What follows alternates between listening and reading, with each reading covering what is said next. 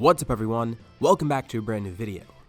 As requested, we'll be continuing this scenario today, seeing what would happen if Shallot was canon, as well as other stuff from Dragon Ball Legends. Now, the last part was pretty tame compared to what I have planned ahead. In the last part, we saw Shallot's arrival in the main story, as well as what he did once he got there, and the connections he made. It seems like he showed up just at the right time, because now he's helping the group defend against the Saiyans. Although we left off with an interesting note.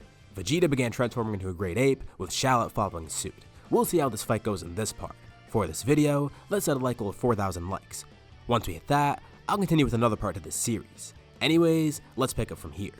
Vegeta's transformation completes, and he looks down, surprised to see Shallot doing the same.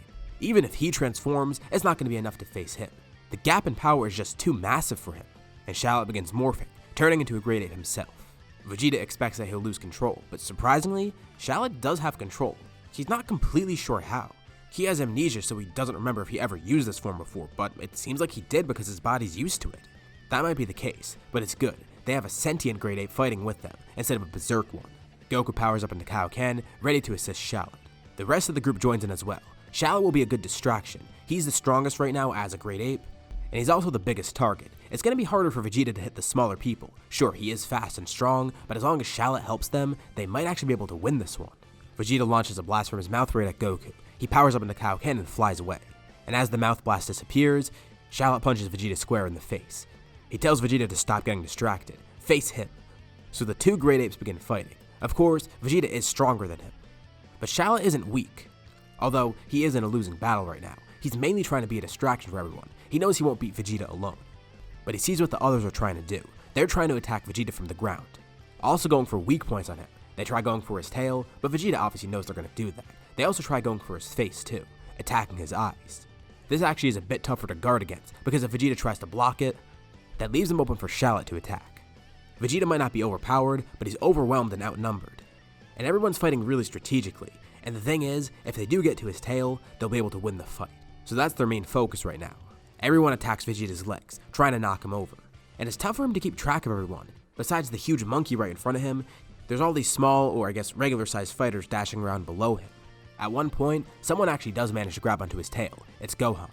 Vegeta swings around trying to grab the hybrid Saiyan, but he jumps off, and then Shallot grabs onto Vegeta's tail. Of course, this doesn't injure Vegeta, but he tries pulling it off. Quickly, Vegeta turns back and begins attacking him, while he also draws his tail inwards, wrapping it around his waist. This will make it harder for everyone to attack it, although it still is open, and it is a weak point. He's desperately trying to make sure they don't cut his tail off. But then he gets an idea of his own. Maybe if he attacks Shallot's tail too, he could try and rip that off maybe. But a disc of ki slices past Vegeta's face. It's a Kienzan from Krillin. He narrowly avoids it, and then another one comes by. More and more appear. Now they're aiming for his head, it seems. Although, this is just another strategy and a distraction by Krillin, because Vegeta then feels a sharp pain in his back.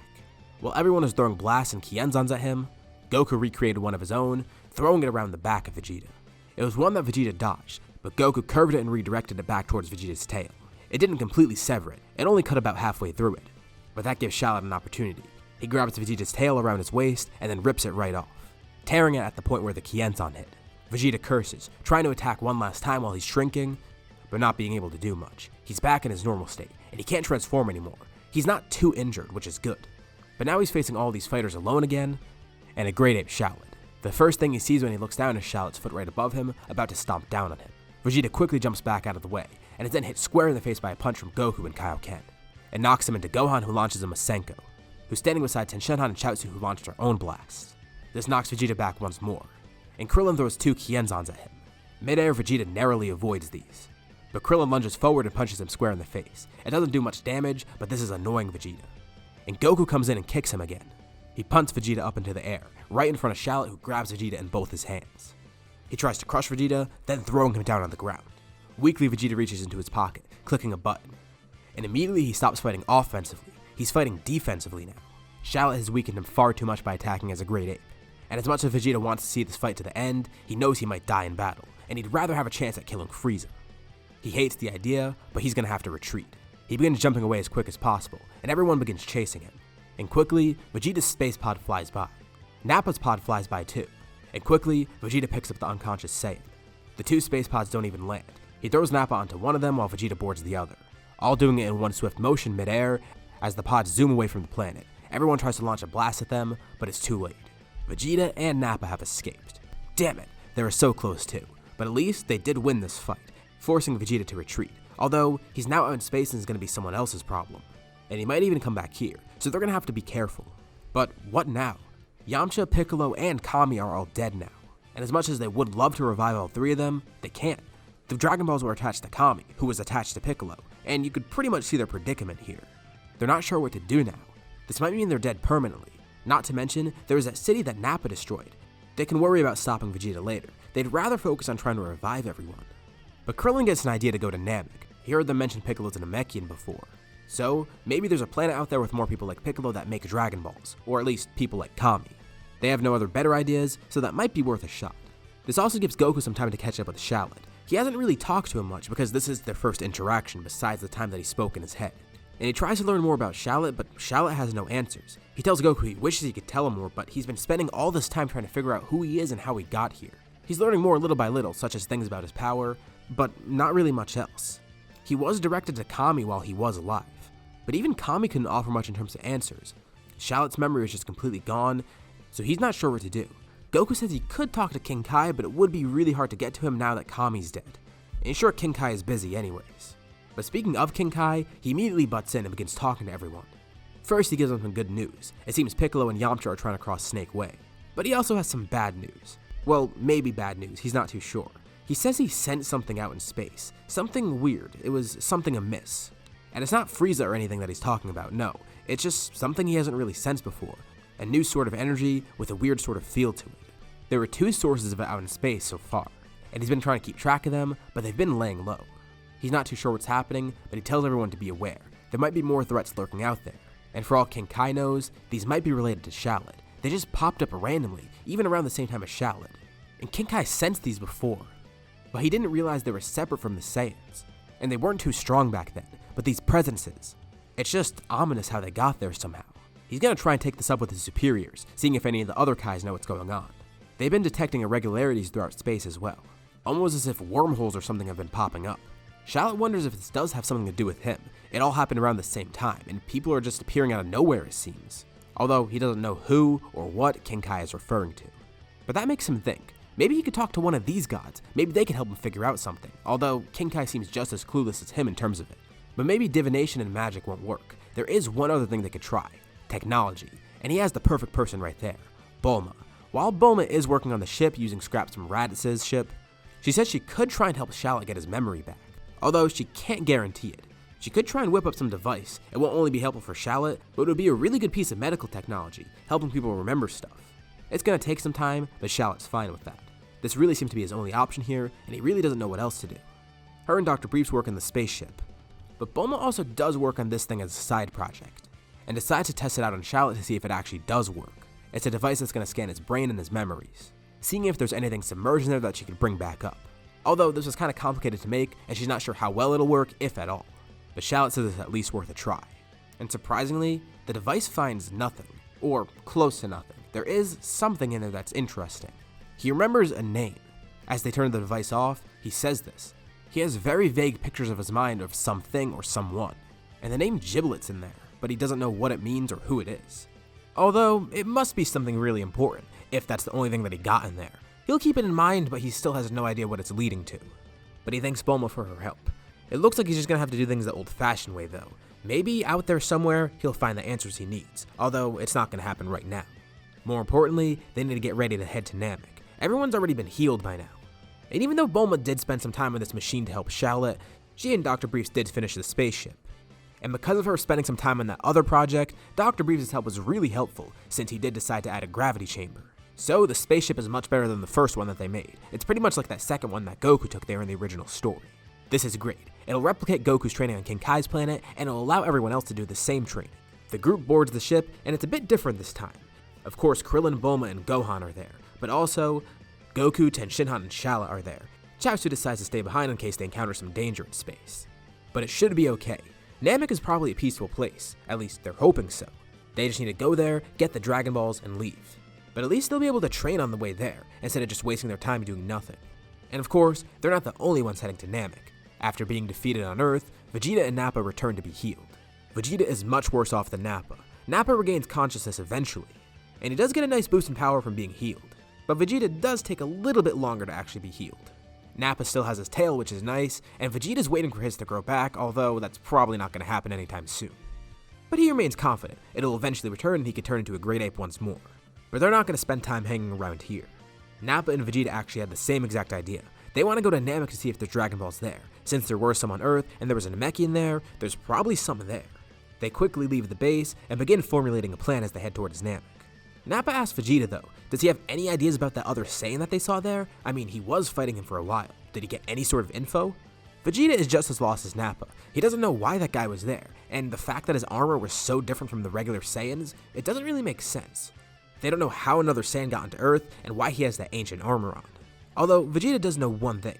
He definitely didn't get there the same way as Kakarot did. There's no way. First of all, Raditz didn't mention anything about any other Saiyan. He only encountered Kakarot and his kid. His scouter didn't send any other data about some other Saiyan there. They would have definitely got that. Vegeta theorizes that he wasn't there the whole time. He must have gotten there after Raditz attacked. There's just so much that doesn't make sense about him, and they're trying to figure out the mystery behind him. But this might also give some potential for them. He's not like Kakarot. Kakarot was hit on his head and became good that way. As for Shallot, they don't know exactly what his issue is. He seems to not be a brute like the other Saiyans. But maybe they could get him on their side. It's a long shot, but they kinda wanna try this. Worst case, they'll just kill him alongside Kakarot once they encounter them again. So now, we have 3 groups headed to Namek. Group 1 is Goku, Krillin, Bulma, Gohan, Tenshinhan, and Shallot, with everyone training along the way, obviously besides Bulma. The second group is Vegeta and Nappa, another group that's different because Nappa's there. And of course, the third group is the Frieza Force. Goku's group arrives, and immediately they decide to stay low. They sense a bunch of power levels. Shallot is still trying to get used to ki sensing, but thanks to his keen sense of smell, he doesn't have to rely solely on that. That sense of smell helps him sense others. Although, everyone that they're sensing seems weak. King Kai did warn them about someone named Frieza, and apparently it's someone they shouldn't interact with. Although everyone on the ship did get much stronger thanks to their training. And with Goku being Goku, he kinda does want to fight Frieza, but King Kai's warning sounded serious, so he is gonna lay low. Let's cover some powers now. Goku remains the strongest at 100,000, a little bit stronger than he originally was after going to Namek. Shallot is close behind at 80,000. Both of them can also get stronger. Goku has Kaioken, and Shallot has Great Ape. Gohan, Tenshinhan, and Krillin are all around 20,000. And this makes for a much stronger group overall, not only with more people, but with more power. They decide the best course of action might be to actually split up. They have a point where they could reconvene, and this will make it a lot faster to find Dragon Balls. Gohan goes with Goku, while Shallot and the 2 humans group up together. And immediately, Shallot's group does run into some trouble. They find the village that Dodoria is terrorizing. And of course they're not just going to stand by and let him do that. Shallot decides not to wait and jumps down to defend the Namekians, with Krillin and Tenshinhan reluctantly following him. Although it was a rash decision, it actually worked out pretty well. They're still suppressing their powers, but they just need to defeat Dodoria and those other soldiers. And given their high powers, it's a pretty simple task. Krillin and Tenshinhan take on the soldiers, while Shallot fights Dodoria, and defeating him in one shot. They were quick and calculated about it, without raising their power too much. They don't want to be sensed by anyone else. The Namekians make sure to destroy all the scouters, and they thank these 3 for their help, although they don't know why they're here. The 3 begin explaining who they are and why they're here. They're searching for the Dragon Balls, and they have a noble cause. Although now that the other army's involved, they're gonna probably be fighting them along the way. The Namekians are glad to help these people though. Not only are they defending Namek, but they're using the Dragon Balls for a good cause, so they're fine with it. The Namekians give them some info about where the Dragon Balls are, as well as thinking it's a good idea to lead them to Guru's place. He'll not only unlock their potential, but will give them another Dragon Ball. Perfect. It seems like they're making some great progress. Not only did they take down some of the Frieza soldiers, but they're actually getting some Dragon Balls now. Let's go over to Goku's group now. They were in a pretty similar situation, and they ended up finding a village that Zarbon was terrorizing. And it pretty much went the same exact way as the other group, except there's one small difference, actually kind of a big difference. The village they're in is actually one that Vegeta and Nappa end up finding. So right after defeating those Frieza soldiers in Zarbon, Vegeta and Nappa land in the same exact village. They're pretty surprised to see Zarbon on the ground defeated, and Vegeta finishes off the job. They look around, wondering who actually did this. Goku and Gohan are able to quickly hide, trying to figure out whose power that was, but Goku realizes that it's actually Vegeta. He recognized the key signature, as well as Nappa's. And you know what? Maybe they're not that big of a deal. So they step up from behind the house they're hiding at, realizing the threat might not be that bad. Especially with Goku's current power. Not only are Vegeta and Nappa surprised to see them here, but pretty angry. They know exactly why they're here. They also must be going for the Dragon Balls. And Goku realizes that's exactly why the Saiyans are here too. He'll make sure to stop them though. And he gives Vegeta a fair warning. He won't be able to win. This only serves to anger Vegeta as he and Nappa attack. Gohan fights Nappa and is actually a pretty good challenge for him. And as for Vegeta, well, Goku ends the fight pretty quickly. He completely outpaces Vegeta and defeats him. With Vegeta surprised as to how he was able to accomplish this, Nappa's even more surprised. He's being beaten by a kid, and Goku tells him again. He said they have no chance at winning. Now, what is he supposed to do about these two? They're definitely going to be screwing with their plan to get the Dragon Balls. Although, maybe this is an enemy of my enemy type situation. They're also fighting the Frieza Force. So maybe they could work alongside these two somehow. Goku really has no other choice. He either has to work alongside them or kill them. Both of which aren't ideal because these two are loose cannons. Vegeta and Nappa get back up to fight again, and once again Goku defeats them.